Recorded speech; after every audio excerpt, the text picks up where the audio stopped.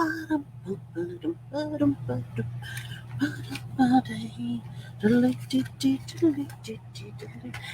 kia ora, Helen Brahms here, coming to you live from Sun City in Arizona. This is part 1 of today. I know I am super late with part 1, but it's been a very busy day. I've had an extremely productive day. It is Magic Monday. Are you having a super fantastic sparkling Magic Monday? I know I have been. It has been an incredible day. It has been go, go, go, go, go, and I am like trying to keep my eyes open right now. I just had a protein shake, so I'm waiting for that to kick in. You probably can't tell because of the energy levels bouncing off me right now. So, like I said, it has been an amazing day. What can I say? I feel like I need a nap. I'm waiting for the protein shake to kick in to say you're good to go, and we'll see what happens. I've got to take the pup for a walk. In about 30 to 40 minutes. Yeah, we'll see. So I thought I would go over some ways that you could make your day more magical. And I have a really cool thing I want to show you. I've been participating in this thing now for, 24/18, the last 9 months, I think, because I get 2 a month. Yeah, and it's really cool. So, and it adds a spark, because you need the spark to start the fire to create the magic.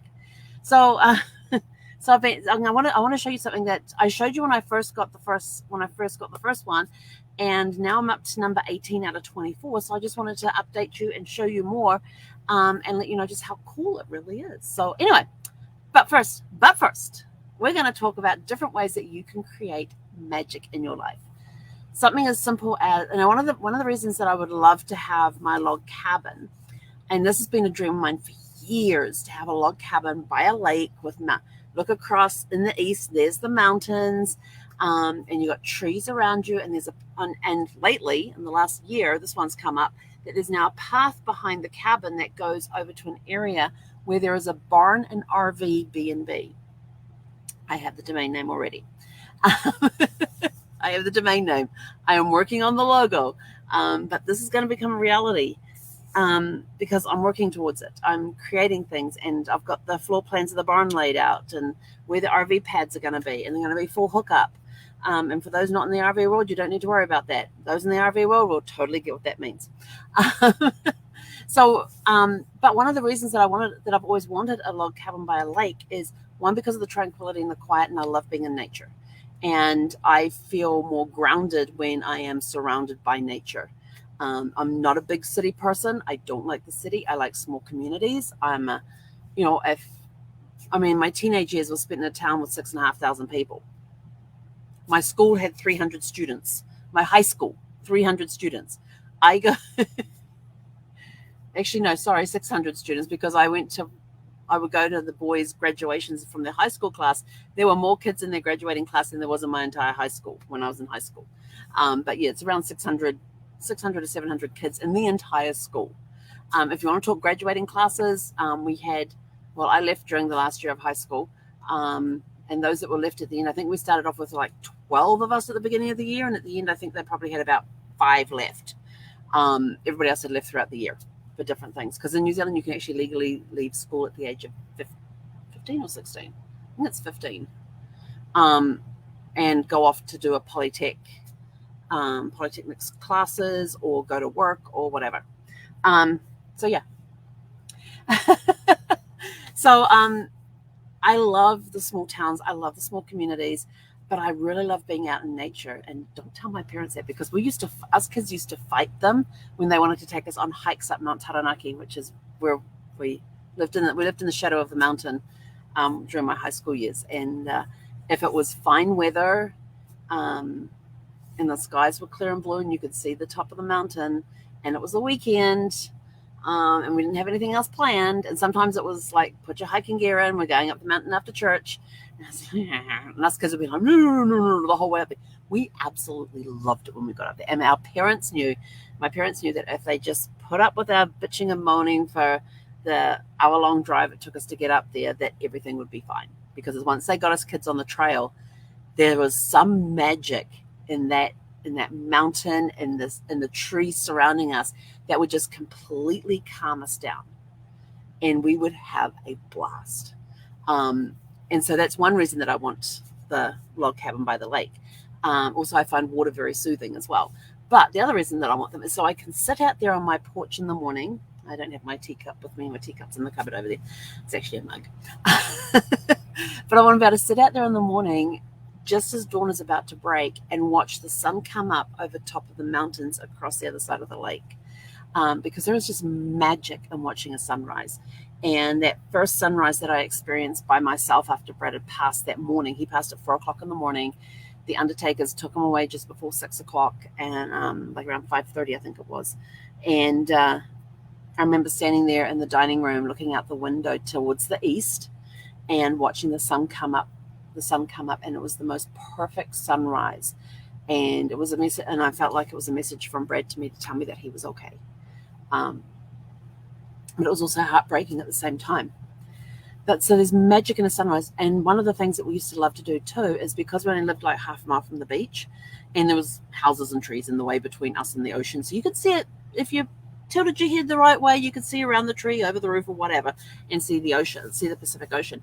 Is that if like, we're something like, this is going to be, come on, and we'll just make spontaneous decisions.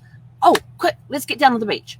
And we'll jump in the car and we'll drive down to the beach, and they had this big parking area, and we'd go and park in there. And so we had nobody in front of us, no houses, no trees, no nothing, just the parking space, the beach, the ocean, and the sun setting on the Pacific Ocean. And it was just magical times just to be able to sit there and watch the sun. So watching the sun come up and the sun go down and having a place to do that, that's why I want my log cabin. And people go, but the sun will be sitting behind you. Yes, but when you've got the sun setting behind you and you've got mountains in front of you, can you imagine the colors that would go off the mountains as the sun is setting? Wouldn't that be cool? It's actually pretty magical when you can watch, when you set up, like if there's snow on the mountains or something like that, and you're watching the sun setting behind you, but the colors are playing off the snow on the mountains and stuff. It's just, and you got the colors in the sky. It's just a pure magical moment. So that's one thing, is watching sunsets and sunrises. It's a very for me, it is a very magical moment. Another one could be starting a gratitude journal. What are you grateful for today? I always start every day with a grateful heart, and I sit down here and I write my I am grateful for, and I do a minimum of 10. I have to do a minimum of 10. So that's always a magical way, because it pumps up your vibration, it pumps up your energy, because now you're coming from, because when you're doing the gratitude, it's coming from a place of love, which is where we want it to come from, because that is the most magical place that anything comes from, is from love. The miracles, everything, all come from a place of love. I found this one on a website. It was one of their suggestions was create your life soundtrack. I was like, because there's magic in music. And, why not make a soundtrack that reflects your personality and who you are, and also provides you with that pick-me-up when you need the pick-me-up, that quiet music when you need the quiet times, the kind of, I can't say angry music, but it's that music that when you're feeling like, you just want to sit down and tear up things, have a good cry or whatever, there's music that helps you do that.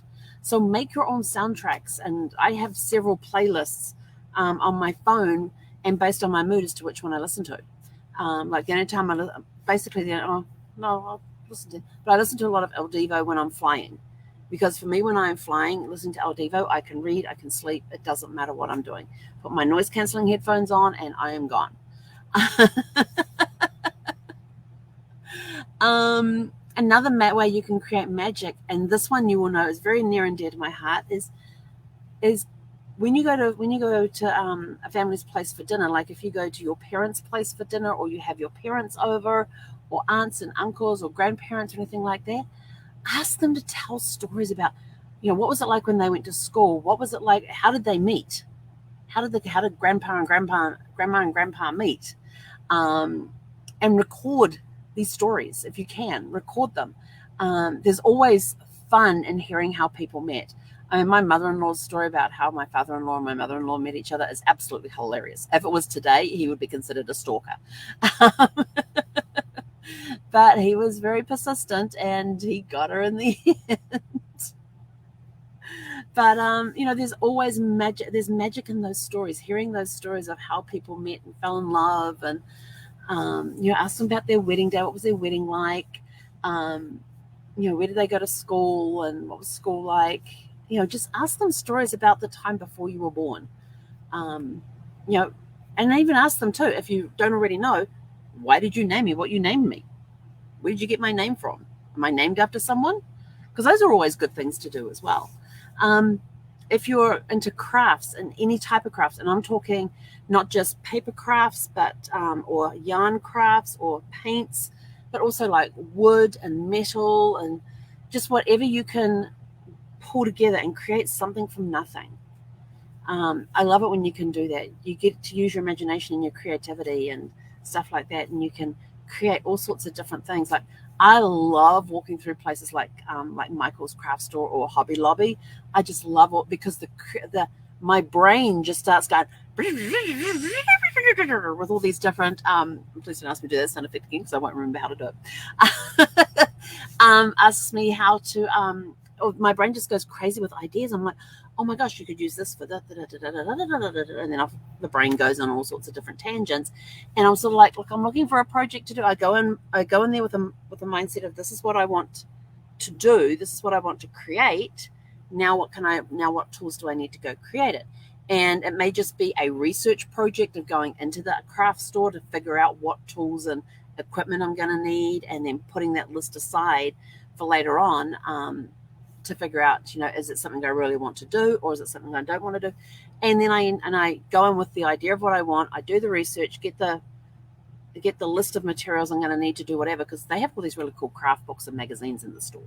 So you can just go and browse through those and get ideas out of there as well. And it gives you ideas on tools that you will need and things like that. So you can go and research all of them and figure out how much it's going to cost you and budget it and everything else. And the problem is, though, is that I end up walking out the door with 100 more different ideas. You walk in with one idea and I walk out with multiple ideas, just on different things that you could do and create. Like when you're walking down different aisles, you come across, like with the knitting patterns and the crochet patterns and stuff, when you're walking down the yarn aisles, they'll have rip-off patterns, free patterns there. It's like, oh, that's real. Oh, and you just rip off the free patterns. That goes into your idea book. And later on, when you feel like you need a knitting project, I go through my idea book and go, oh, yeah, I remember that. And so what do I need? And so I'll go back to the store and get the materials that I need and come back with several more different ideas and several more of the rip-off.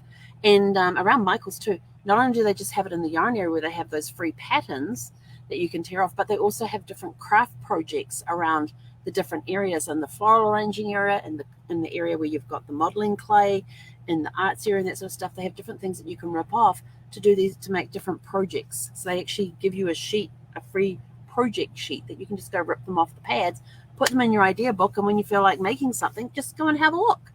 But always creating something from scratch is such a magical thing. One that I like to do is to lay on the grass and just watch the clouds. It's one of my favorite pastimes, just to stretch out on the grass and watch the clouds. And just make the different patterns and everything else. Even when we're out walking, if there's clouds, my head's constantly on a swivel because I'm looking at what's going on over here. Oh, they've got a new ornament in their garden. Oh, they've planted a new tub or something in their garden. Oh, they've made a raised garden over there. And oh, look at the clouds. So my head is swiveling everywhere. Zeffie's on her mission with her nose stuck to the ground, and she's off, or she sees another dog, or she hears a golf cart, and she'll be, and I feel the tug on the leash, and so that's when my attention goes back to her. But otherwise, I'm like looking all around. Oh, look at that cloud over there. Oh, I need to take a picture of that one. That looks like an angel. So there's all sorts of things that you can do to create magic just out of nothing. And then there's another one there, which is writing letters and cards. And you all know how much I love sending cards. And in fact, I was talking with when I met Nana, who lives around the corner here. Her husband and I had great conversations before, but this is the first time that she'd been available to come out and talk to us when we were out walking yesterday morning. And we were talking about pen pals. And I'm like, oh my gosh, it's been years since I've had a pen pal. And so we're talking about some of the pen pals that we've had and the different countries we've had pen pals in. And she actually had a pen pal from New Zealand at one point, which was kind of cool. And so talking of pen pals and writing letters and everything else, there is this really cool company that writes. They take care of the pen paling for you. You just get to read the story. So that's how you describe it. But you get to learn a lot of stuff along the way. So for those who don't know what a pen pal is, it is somebody that you would exchange letters with years ago. Now it might be email. I don't even know if you can still pen pal anybody, but I'm open for the task. And you teach them things about your country. Well, usually it's different countries, because then you can ask them questions about their country, their culture. You get to learn about their country and culture and things like that. Sometimes you get to meet your pen pals. Most of the time you don't. But I was fortunate back. I got a new pen pal in 1991, and we wrote for 10 years, backwards and forwards. And then, of course, I moved to the States in 97. But we still wrote backwards and forwards, and she knew that I'd moved to Virginia, and so we weren't that far away, and she's in upstate New York by the Finger Lakes. And so so we had a weekend coming up, and I said to Brad, and Brad says, well, do you want to go through and meet this woman? And I went, oh, we can do that? I'd never even thought of it. I'm in Virginia, she's in New York. Let's go for a weekend trip. So we actually made it a long weekend, and we stayed at a bed and breakfast at the bottom of the lake that she lives on. And we got to meet her and her husband. We got to have dinner with them a couple of times. We had dinner at their place one time. The next night we took them out for dinner. We went to this great big flea market that was up by their place. It was called the Windmill. It was awesome. They even had this, there was even this shed there that had Bob's Workshop on it, or something. I think it was Bob's Workshop or Bob's Shop or something. No, Bob's Toolbox was on the outside of the shed. So I took a photograph of it, because my dad is Bob. Took a photograph of it to send it to my dad, and he had it hanging. I think he still does too, to this day. Still has that photograph hanging in his garage. That he liked the idea of having the shed as a toolbox. Very much into his tools. But so we got to learn a lot, and she loved the kiwi bird. So I actually had one point to send her a book on kiwis, the bird, not the fruit, not the people, the bird. So we actually had a great conversation backwards and forwards, and they grow grapes for the wineries. So they have vineyards where they grow grapes for the wineries. And I actually learned how to eat a grape when I was up there, because these are grapes that have the skin on them. The skins can be very bitter. They've got the seeds in them, so you got to get rid of the seeds and the skin in some way. So how do you do that? You put the grape in your mouth, then you take your tongue and you press it against the top of your mouth, so all you're getting out is the flesh and the juice. I thought, that is really cool. And we went home with this huge container overflowing with different types of grapes. And when I got home, I was like, what am I going to do with all these grapes? And so I ended up juicing them all. And we had fresh grape juice for a while. It was really cool. It was a great weekend. It was an awesome weekend. But there's an organization that's called the Flower Letters. This is one of the containers, and the container purchases are separate. But I've got to go back over here. Where did I put it? I've got to find the right thing. Oops, that says unavailable. That's not good. Yikes. Hang on. Don't worry, it's all good. I'm just trying to get back to the right page. Okay. So they have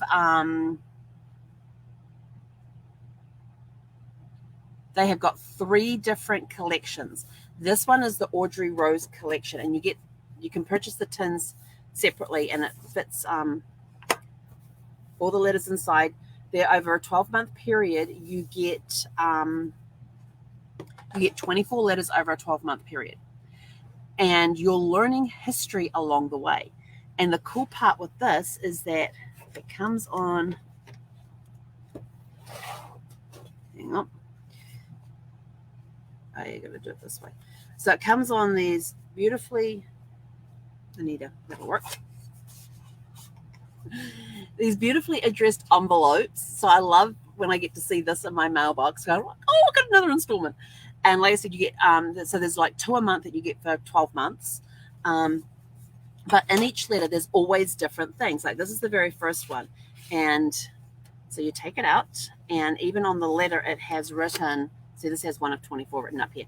This one is based in 1943 through to Normandy. So with D-Day landing. And this is written by Charlie. And Charlie got to meet Audrey Rose at a dance. And he even has her 4th of July, the dance card, has her dance card. And his name is written on every single dance. And this is his dance card. And on the back, he's got, I thought you might like this back. Thanks again for saying yes so many times. So he literally filled up her dance card with his name, and they danced the night away. There's also a little magnifying thing in here, which you do need at times. And then this is just your little introduction to the collection and everything else. And there's always surprises in here. So this is written in Charlie's handwriting, which makes it kind of cool. And in here too, along the way, they also have stuff here that's written in red. And what you do is you then go to their website, and they have a website that you can go to, and you go to this particular area of the website, and you can type in that red term, and it tells you what it means. So it's kind of cool. So it's an online, offline type of thing, mainly offline. So you get to meet Charlie and Audrey Rose, and that was in the first letter. And like I said, we're up to 18, so we're getting close. The last letter, oops, hang on, I'm going to put that back in there. I don't want to lose that one. The last letter I got, which was number 18, is dated. Hang on. Oh, it's classified. That's right. It's a classified letter. It's dated the 20th of May 20th, 1944. So only a couple of weeks before D-Day. And these letters will take us through the D-Day and what happens to them afterwards and things like that. And this one here is written to Audrey Rose from her father, which she calls the general. She doesn't call him dad or father or papa or anything like that. He's the general. So she's been brought up in military life. She serves in the military. She has a sister as well. There's Ruby. There's Audrey and Ruby. And so you'll get things like attention classified. And then in this one here, they have, this is really cool. He actually sent this to his daughter. But Operation Overlord. And that's the invasion in Normandy of what was going to be happening and everything else. And they talk about it in these letters. So it's all very history based. Then you get real postcards that you can actually mail to somebody if you want to. So there's all sorts of things that come in, and another one I got actually has a picture of a cottage, and you can go color it in. Then there's coded letters. So there's letters that come that have got codes on them, and they may have some of the letters filled in. You just got to fill in the rest of it, and you get the little key card for it too, for the coding. And then like a few letters later, I got another coded letter, and I'm like, okay, now I got to go back and figure out which one had the cheat sheet in it that said this symbol means this symbol means that.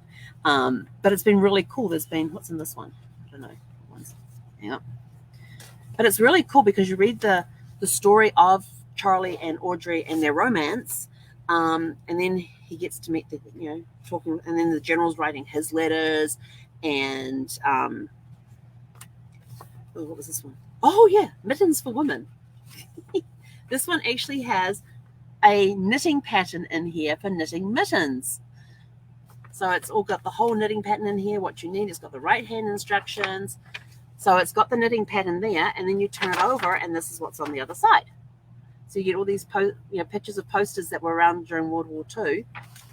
And then there's a beautiful letter that's handwritten, and these are the ones I always need the magnifying glasses for, because when Audrey Rose writes a letter, I think this one's Audrey Rose. Looks like, yes, because it's written to Charlie. So you'll get ones with handwriting like this one, which is Audrey Rose's handwriting. So it's kind of cool. And then there's another post. Always getting postcards. There's another postcard in here that you can send. So they're really, really cool, and you get to learn history at the same time. So you've got these fictional characters who are living through a point in history, and you're learning about the history leading up to an event or after an event. Leading up to an event, what's going on, what's happening. There's even times in here, there's like telegrams. They've got telegrams included in here as well. I think there's a telegram there. Oh yeah, it said, attention, read last. So what do? Didn't read it first, and you'll have telegrams. And it said read last. I didn't read it first, and then I went back and read the letter. But it's been really cool reading about this couple's story, along with letters from the general, which is her father, letters from, and like in one of them, it's close to Mother's Day, and Charlie writes to Audrey, and Audrey Rose is staying with his mother over Mother's Day, and so he sends a card for his mother, and you get to see, and the card's in the letter with it for Audrey Rose to give to his mother on Mother's Day. Oh, that's so sweet. And then you get letters from other people that are either writing to one of these couples or about the couple and about what they're doing and all of that. So currently, we've learned that Charlie is in England and he's going to be on the front line going into Normandy. And Audrey Rose is currently undercover. Yeah, she's in a spiral right now. So it's kind of like intense and yeah, so there's all this cool stuff going on. She's kind of like an undercover agent right now over in Europe somewhere. Of course, it's classified. But it's really cool. And so I love going to my mailbox and finding those letters that have got the little logo on it. And like I said, you can get the little tin cans separately. And but if you are interested in those, in the description, there's actually one there. It's called the Flower Letters. There is a link there. And if you use my first initial and last name, H. Brahms, once you hit that link, if you use H. Brahms, then they'll give you, I think it's 10% off for a year subscription. And for what these are and how much of these you get, it's not a bad pricing. And before, where did I put it this time? There it is. Let's see. And they've got 2 other series, which I don't know what they're about yet because I haven't. This World War II just fascinates me. And so this leads up to, Audrey Rose leads up to Normandy and after Normandy as well. What happens after Normandy with them. And you can either pay $12 a month or you can prepay. Where's the pricing on these things? So you can pay $12 a month, or there is I think it's like pay. No, that's the wrong button.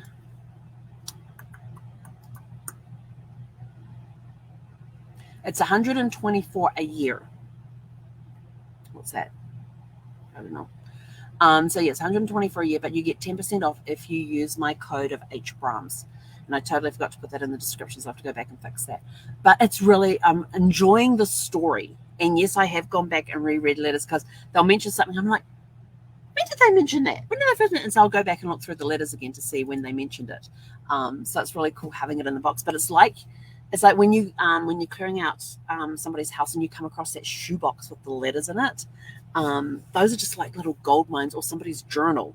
They're long gone.